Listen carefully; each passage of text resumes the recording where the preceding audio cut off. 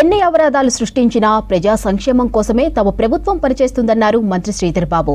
ఇక ప్రజాస్వామిక విధానంలో నిరసనలు తెలియజేసే హక్కు ఉంటుందన్నారు. కానీ హింసాత్మక ఘటనలకు పాల్పడితే చట్టం ఊరుకోదన్నారు. కాళేశ్వరం 9 ప్యాకేజ్ పూర్తి చేయడంతో పాటు ఎగువ మానేర్ ప్రాజెక్టును పర్యాటక ప్రాంతంగా తీర్చిదిద్దడానికి ప్రణాళికలు రూపొందిస్తున్నామన్నారు.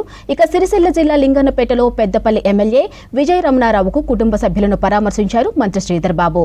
విజయ రమణారావు మామ మాధవరావు ఇటీవల మృతి చెందారు. దీంతో ఆయన కుటుంబ సభ్యులను కలిసి మాట్లాడారు మంత్రి. పక్షాన మేము 6 గ్యారెంటీలు ఇచ్చాం, వెనకాడతలేం.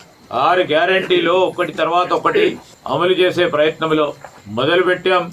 మహిళా సోదరులకు ఇచ్చిన వాగ్దానం ఉచిత బస్సు ప్రయాణం మహిళా సోదరుల 120 కోట్ల టికెట్లు, ఫ్రీ టికెట్లు ఇప్పటి వరకు సంవత్సర కాలంలో 1,20,00,000 టికెట్లను ఇవ్వటం జరిగింది. అంటే మనం ఆలోచన చేయాలా, 4 కోట్ల పై చేరుకున్న జనాభా సంఖ్య ఫ్రీ టికెట్ ఉపయోగించుకొని ఆ మహిళలకు సంబంధించి మొట్టమొదటిసారి ఒక నూతన విధానాన్ని మేము అమలుపరిస్తే దాన్ని సద్వినియోగపరుచుకునే కార్యక్రమంలో మన తెలంగాణ అక్క చెల్లెలందరూ కూడా ఉపయోగించుకొని 10 నెలల కాలంలో ఇంకేది కాలేదు, మేనిఫెస్టోలో అన్ని మాటలు చెప్పిండ్రు, ఒకటి ఆచరణ లేదని వారి కార్యకర్తలను అడగవండి. 200 యూనిట్ల ఫ్రీ కరెంట్ వస్తుందా లేదా, 500 రూపాయలకే సిలిండర్ వస్తుందా లేదా, వాళ్ళ ఇంట్లో ఉంటున్న మా అక్కలు చెల్లెలు ఫ్రీ బస్సులో పోతా ఉన్నారా లేదా, దానికి తోడు ఇంకా అదనంగా కూడా విద్యా వ్యవస్థకు సంబంధించి ఇంకా పటిష్టంగా ముందుకు తీసుకెళ్లే ప్రయత్నంలో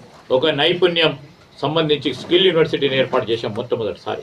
మేము ఆ రోజు మీకు గుర్తుంటే యూనివర్సిటీస్ ప్రభుత్వ పరంగా ప్రతి జిల్లాకు, ఉమ్మడి జిల్లాకు ఒక్కొక్క విశ్వవిద్యాలయాన్ని ఇచ్చిన కాంగ్రెస్ పార్టీ ప్రభుత్వం. అయినా కానీ వెనకాడతలేము, అన్ని జీవోలు ఇచ్చింది, అన్ని కార్యక్రమాలు చేస్తామని చెప్పిపోయింది. ప్రజానికానికి సంబంధించిన ఏదైనా అభివృద్ధి ఉపయోగపడుతుందంటే ఆ నిధులకు సంబంధించి సమీక్ష చేస్తాం.